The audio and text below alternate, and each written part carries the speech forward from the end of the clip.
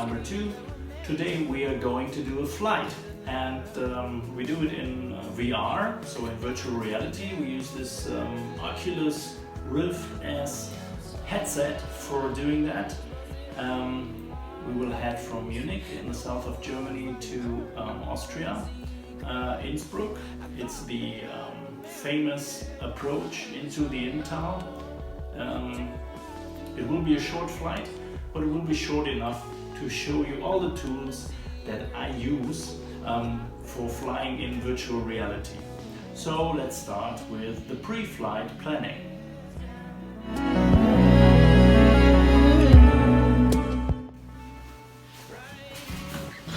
Alright, let's do the flight planning. To be honest, I don't do it with paper maps. I don't use the paper approach charts anymore. I did that when I had a real size cockpit without virtual reality. That was cool, but I found something that helps me in VR much better. Nevertheless, we have to make up our minds about the flight plan. So what is our destination? How do we get there? What is the best route to take? Consider wind, consider temperature, consider weather, and calculate the fuel. So what I do is I use a freeware tool made by Alexander Bartel. It's called LittleNavMap. You can use it for all current flight simulators, for Xplane, for FSX, for Prepared. And the cool thing about it is that it works very well in virtual reality. So let's jump into the cockpit.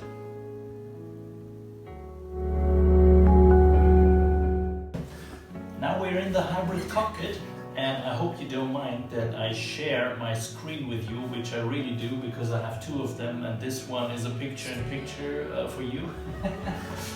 Because I don't want to do this screen sharing, you know, that you see in the YouTube videos a lot, because then you don't see what I am doing in the hybrid cockpit with the virtual reality controls. Now, before we do the preparation, I show you now a LittleNavMap.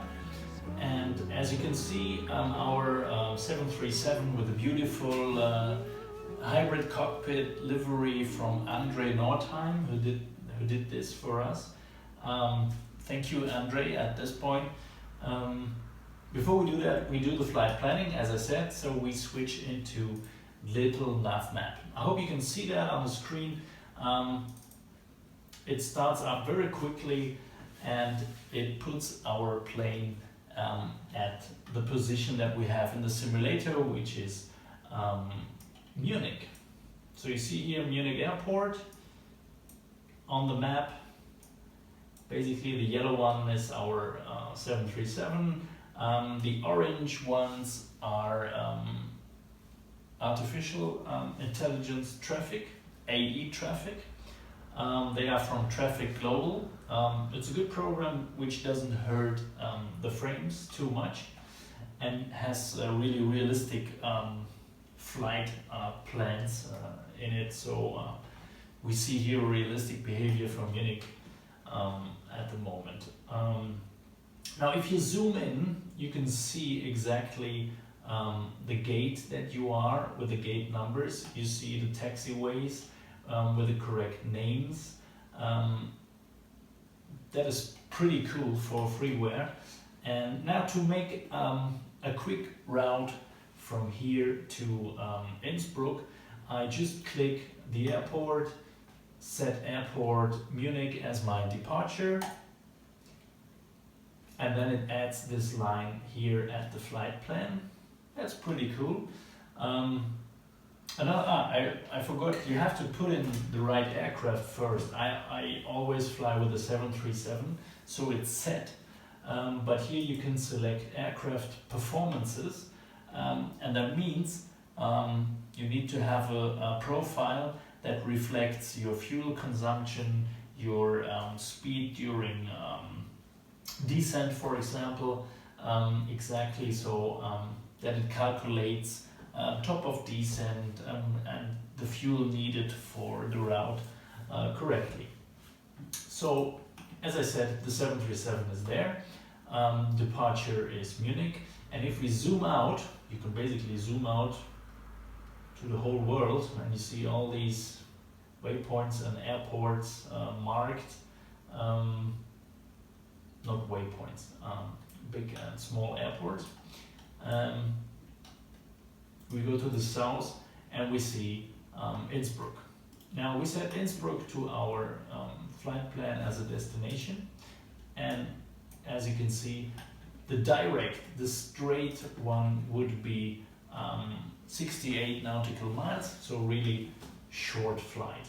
Now, as this is not the full flight plan, because our departure procedures are missing. As you can see here, we have a very slight wind from easterly direction that makes the 08 left and the 08 right the active runways, and you see these AI flyers coming in this direction. The game is paused at the moment, that's why they don't move. So we need a departure procedure, and that's really cool in LittleNavMap, because you just click on show departure procedures. You all do it with the right click, and then it shows you all procedures that are stored currently. Now, leaving to the south of Munich means you just select a procedure that fits your flight plan best. So if I would use this one, it would take me too far to the east. If I take the OBAX 1T, it basically finds my flight path perfectly, so that will be the one that I choose. So you just do a right click and say add or insert the standard departure procedure OBAX 1T to the flight plan. There you go, your flight plan is already adjusted, you see it now. The good thing is it shows you for all the waypoints the speed restriction and the altitude that you should have achieved when you are passing this waypoint. We can alter the altitude later on. Now, I think flying directly to Innsbruck is not a good idea, because there are pretty high mountains north of Innsbruck. So we need to get into the Inntal, and usually you do that by intercepting Rattenberg NDB. So I need a procedure that includes Rattenberg approach. So I go to Innsbruck Airport and ask for the arrival procedures there. And if I zoom a bit out and I select the runway 26, because that is the direction from the east that we are going to take, you see different procedures, and you see the NDB procedure for Rattenberg is this one. And I insert this approach. And there we go, it's already there. So let's alter the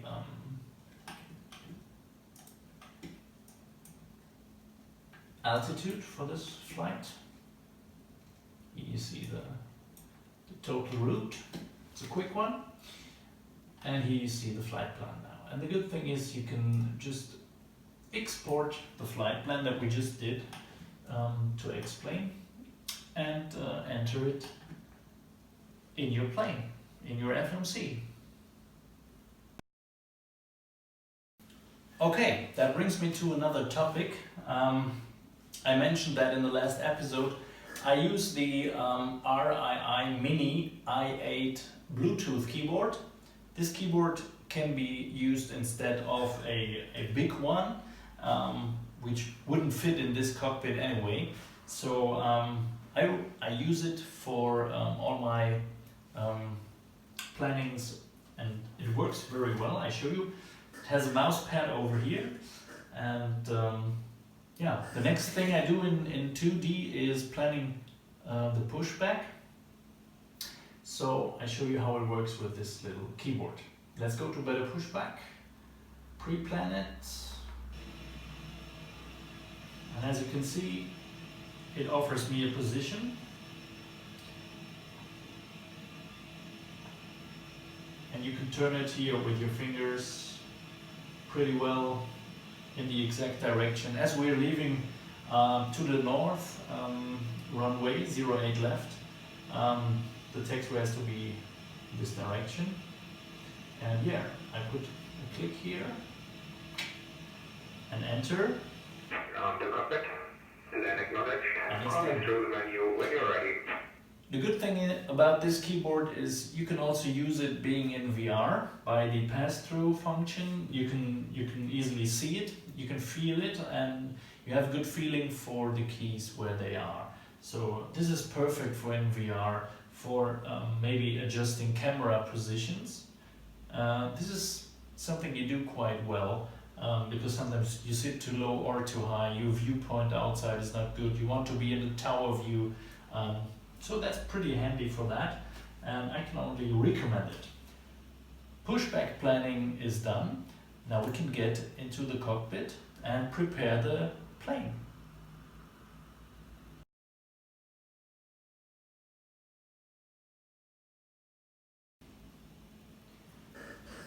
All right, now as you see, I switched into the Oculus Rift S, and I am now in the cockpit.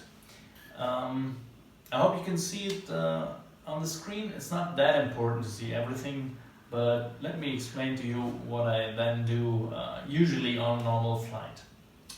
To be honest, I take the exit and make a quick check of the plane. So that's what I do. I jump outside and do the outside check. As you can see, we're here, Munich Airport, busy one.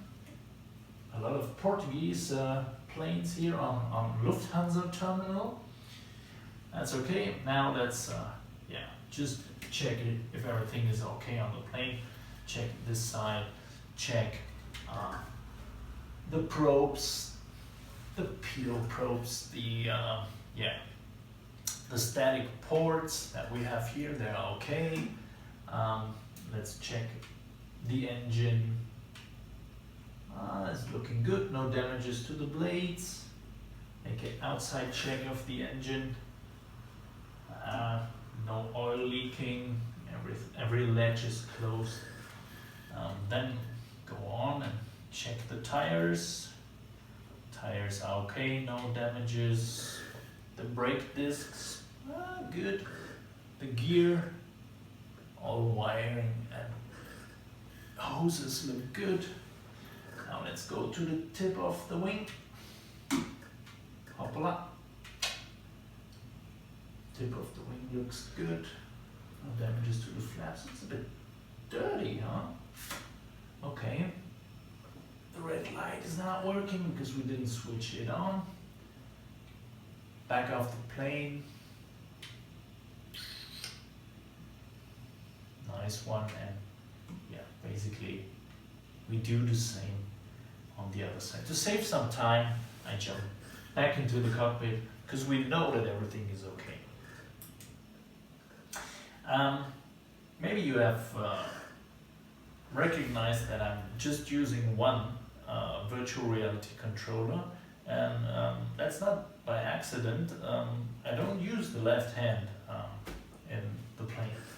So everything that needs to be done manually with the left hand is basically doing the tiller for steering the plane on the ground, and the rest is here. So real 737 pilots use the left hand really for flying, for operating the pad on their left hand side and for pushing the microphone button.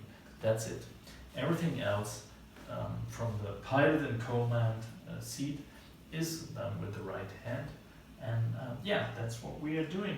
So let's check. I think we have a GPU available, so let's start a quick power up of the plane. So I will run through it a bit quicker than normally. I hope you don't mind. I will give some air to the APU. I will put on the lights that we just missed on the outside check. Now, as you can see, the bridge is moving away and nice effects. And we will start up the GPU. So hold it for some seconds and it will come up.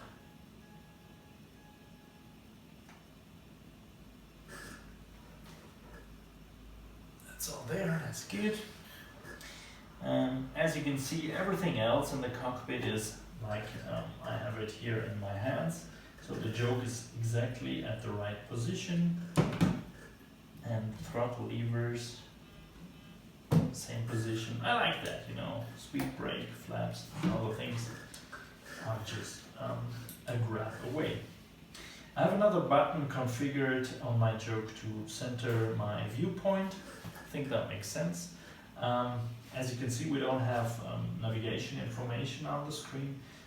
That's because of we haven't entered the position of the airport yet and aligned the system.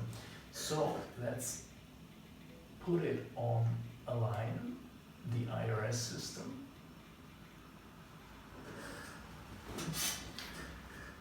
And set the source of power to the GPU, to the APU. It's there. Here we are. That's good. Let the fuel pumps come up. And configure the FMC. So the position that we have at the moment is Munich Echo Delta Mike. That's the position we can put in. And the IRS system will come up.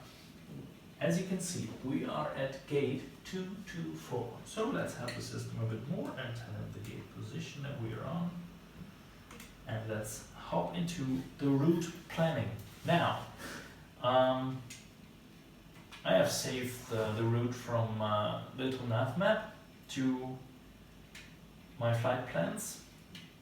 And now I'm in the menu and I select another great tool which is called MoveVR. And it basically offers me to get all windows on my desktop into virtual reality. So I select LittleNavMap. In best quality, move it to VR. And there you go. It offers me this window to grab. And I grab it and yeah, let's put it here because it basically just mirrors the LittleNavMap screen. That's pretty cool because you can zoom in and zoom out directly from virtual reality. You can center the position of your plane, so you can see it here. And yeah, basically this is not a video or a tutorial how to start up a 737, how to put in all the other things and prepare the autopilot. But this is here to show you what else is helpful in virtual reality. So please don't mind if the checklist for starting up the plane is not 100% correct, but I can show you some other things. For example, to configure the autopilot can be done by hand. And yeah, as you can see, I can put here in the right course for the departure runway, which is 080. Normally the heading is equal, but I don't put it in by hand. I will use a program that is called Plane Command by Lee Baker. And let's call the co-pilot Lee, because whatever you say when the microphone is active will then be carried out by the co-pilot. Now, how is that done? Now let's switch onto the desktop.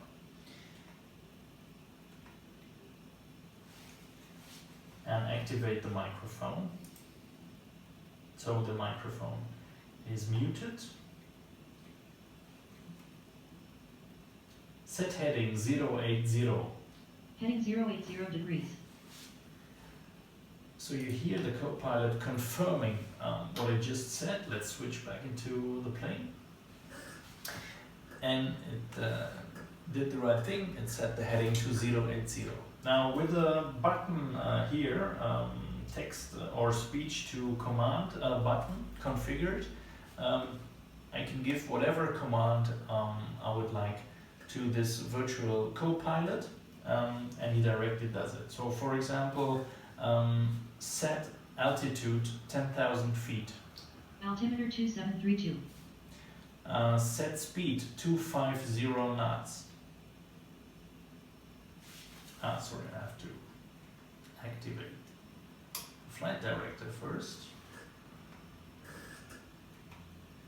Set speed 250. Speed 250 knots. You can also say flaps 15. Avionics switch already on. No, we didn't get it. Set flaps 15. Flaps down to 15 degrees. Speed brake up. Spoilers up. Speed brake down. Spoilers already down. Parking brake release. Parking brakes already set. Okay, that's true because I cannot override the hardware that I manually have here. So let's put it back into the right positions, otherwise it will interfere. But as you can see, a lot of commands are available, and it really helps you in the phase of steering the aircraft after departure. If you don't have a second hand at hand, in real life 737 wouldn't be flown by one person because of that. So let me prepare the cockpit, and then we are getting into flight mode.